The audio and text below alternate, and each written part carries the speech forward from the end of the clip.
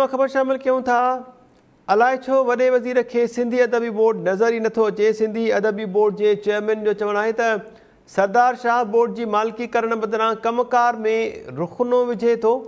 Budget में board खे ईअं नज़रअंदाज़ कयो वियो आहे जो ॼण हुकूमत जे मातहत इदारो न हुजे। मखदूम सईद ज़मान जो चवणु आहे त अफ़सोस त वॾो वज़ीर ऐं सक़ाफ़त जो वज़ीर इदारे जे लाइ ॾुखियाऊं पैदा करे रहिया आहिनि। सिंधी अदबी बोर्ड जे चेयरमैन जो चवणु आहे त सरदार शाह इदारे जी मालिकी नथो करे त रंडकूं पैदा न करे। मखदूम सईद ज़मान जो चवणु आहे त पैसा घटि हुजण सबबि किताब छपाइण में परेशानी थी रही आहे। तफ़सील मालूम कयूं था टाइम न्यूज़ कोटी जे रिपोर्टर शौकत मेमन खां। शौकत मेमन, छा अपडेट्स आहिनि हिन वटि? सिंधी अदबी बोर्ड के चेयरमैन वज़ीर आला सिंध सैयद मुराद अली शाह सैयद सरदार अली शाह के ॾोरापा ॾींदे मथनि तनक़ीद कंदे चयो आहे त बोर्ड के मामलनि में हू मुश्किलातूं पैदा करे रहिया आहिनि। बोर्ड के चेयरमैन मूजिबि वॾे वज़ीर सिंधी ॿोली अदब जे वाद वीज लाइ कमु कंदड़ सिंध जे क़ौमी इदारे सिंधी अदबी बोर्ड लाइ को बि बूटो नाहे ॿारियो।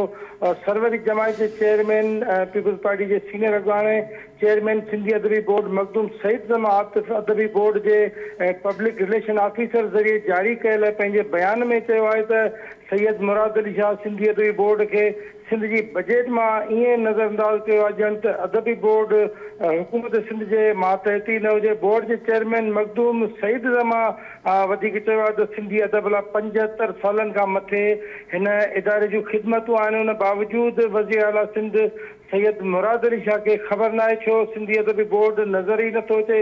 हिन जो चवणो त असांजो एजुकेशन मिनिस्टर सैयद सरदार अली शाह असांजे इदारे जी मालिकी करण बजाए उहो बि जेको आहे कमकार में रुकावट बणिजी रहियो आहे। हिन जो चवणो त वॾे अफ़सोस सां चवणो थो पवे त ॿई सैयद सगोरा हिन क़ौमी इदारे जी मालिकी करण बजाए उन इदारे लाइ मुश्किलातूं पैदा करे रहिया आहिनि जंहिंजा बुनियाद उन वक़्त जे सैयदनि ऐं ॿियनि ॾाहनि आलमनि विधा हुआ। बोर्ड जे चेयरमैन मखदूम सईद ज़मा आतिफ़ चयो त सिंध सेक्रेटरीट में वेठल ऑफिसर जेके आहिनि सरकारी उहे वरी बि इदारे लाइ कुझु नरम गोशो रखनि था, वक़्त सिर कम जो इख़्लाक़ कनि था, साणनि ताउन कनि था। अलबत्ता वॾो वज़ीर ऐं एजुकेशन मिनिस्टर साणनि ताउन करण बजाए संदन लाइ रुकावटूं ऐं मुश्किलातूं पैदा कंदा। हिन चवणो त एजुकेशन मिनिस्टर सैयद सरदार शाह खे आउं चवंदुसि त हू असांजे इदारे जी मालिकी नथो करे सघे त घटि में घटि रुकावटूं बि पैदा न करे, छाकाणि त हिकु शाइर खे ईअं करणु जुगाए नथो। बोर्ड जे चेयरमैन मखदूम सईद ज़मा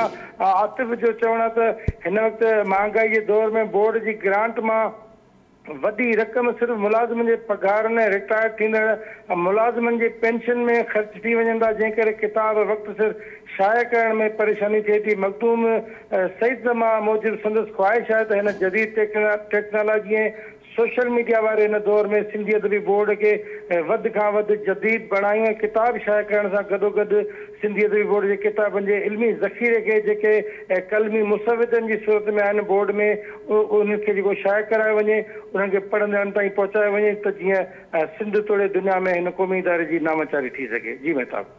शौकत मेमन, महिरबानी तफ़सील ॿुधाइण लाइ।